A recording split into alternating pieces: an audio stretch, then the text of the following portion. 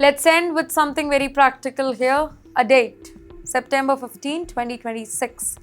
According to the reports, USCIS is introducing new edition of two major immigration forms, from I-765 for work authorization and Form I-539 for extending or changing certain non-immigrant statuses. The warning is simple here: use the wrong edition and your application could be rejected.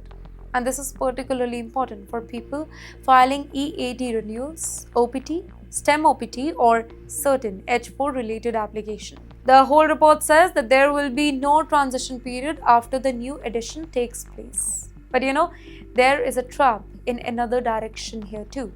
Don't think you simply can use the new form early. According to the report, the new edition should not be submitted before its effective date either. So the message is that before September 15th, use the version that is valid before September 15th. On or after September 15th, use the new version. That sounds simple to you, right? But immigration filings are full of deadlines where one day matters. And there is another development adding pressure to Indian green card applications. The report says India's EB2 category is unavailable for the remainder of fiscal year 2026, while EB1, India, faces a warning over high demand. That means Indian professionals who are already dealing with long green card waits are entering the end of fiscal year with even more uncertainty. So the question people are asking us is, what should I do? Well, the answer is, check your form edition, check your priority date, check the visa bulletin, check your pending I-765 and I-539 applications, and talk to your immigration consul before filing it. Well, a number is suddenly becoming very, very important for Indian professionals in America: $4,000, and for L1 workers, $4,500.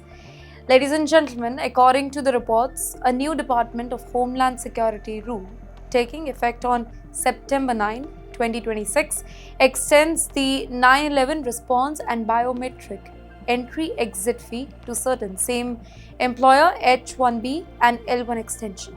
So that means a worker does not necessarily have to change the company for the extra cost to appear. You may be staying with the exact same employer, doing the exact same job, living in the exact same city, and the employer may still face a new surcharge when reviewing your status further. Now, here's the important point here.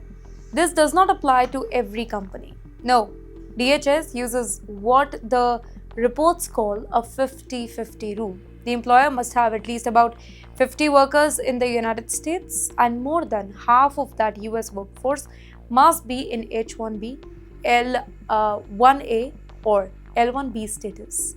So just imagine a company with 500 American employees, only about 100 are on H1B or L1 visas. That company would not meet the threshold that is described in this particular rule.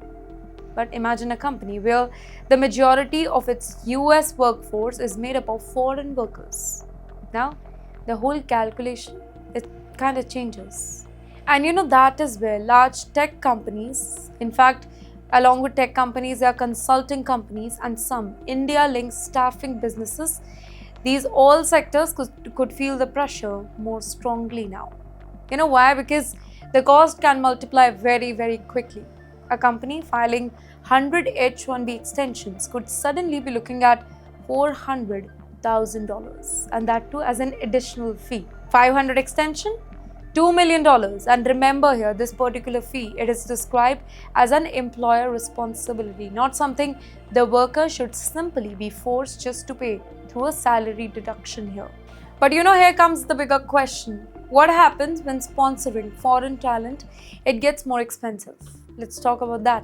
Well, companies make calculations. In fact, they ask whether to extend, whether to hire, whether to move a role, whether to reconstruct an entire team. And in the meantime, for the Indian professionals who are trapped in long green card queues further, this is an uncomfortable part of this particular story. Why? Because an H1B extension, it is often not just another immigration form. It is a bridge keeping a person inside the American workforce So, a higher sponsorship cost, it may eventually influence employer behavior, even if the employee never sees the bill directly. DHS here says that the added money will help fund biometric entry exit fee. But for the foreign worker, the bigger question that is much more personal: will my company still want to keep sponsoring me 5 years from now? Well, that is a question that is definitely worth watching.